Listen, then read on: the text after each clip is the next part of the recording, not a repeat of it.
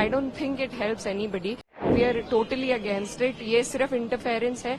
UP में जितनी बड़ी हार मिली है उसी का बदला लेने के लिए सबसे पहले माइनॉरिटीज पर अटैक होता है। मैं खुद एक मुस्लिम महिला हूं और मैं बहुत अच्छी तरीके से पहले भी जब ट्रिपल तलाक का बिल आया था तो भी यही कहा गया था। देखिए, ये एक बहुत पुराना चैरिटेबल एक इंस्टीट्यूशन है।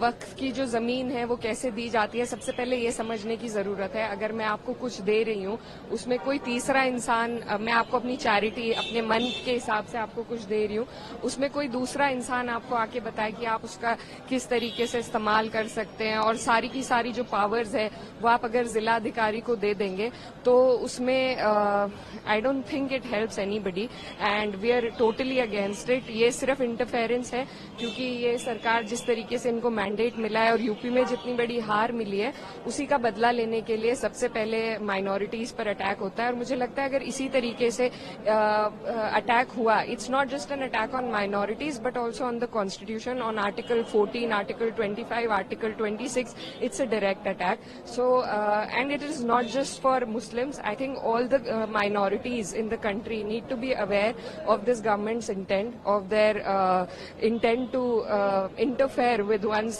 personal beliefs and religious institutions. So I think this is not what my country stands for. This is not what my constitution stands for, and we stand against this bill and we will oppose it tooth and nail. but इकरा यहाँ पर जो bill में government की तरफ से बोला गया, जो पीड़ित खासकर बार बार बोला गया, जो पीड़ित मुस्लिम महिलाएं हैं उनको इंसाफ दिलाना है, जो पीड़ित मुसलमान हैं, ये धर्म से इसको बिल्कुल जोड़े नहीं जाना चाहिए। ऐसा बिल्कुल भी नहीं है कि मुस्लिम के खिलाफ क्लियरिटी इसमें है, उसके बावजूद क्यों आप लोगों को लगता है कि this is against the religion, ये मुस्लिमों के खिलाफ है? देखिए, सुपरफिशियली ये जो सरकार है कुछ भी बदलाव लाने के लिए हमेशा महिलाओं का इस्तेमाल, मैं खुद एक मुस्लिम महिला हूं और मैं बहुत अच्छी तरीके से पहले भी जब ट्रिपल तलाक का बिल आया था तो भी यही कहा गया था।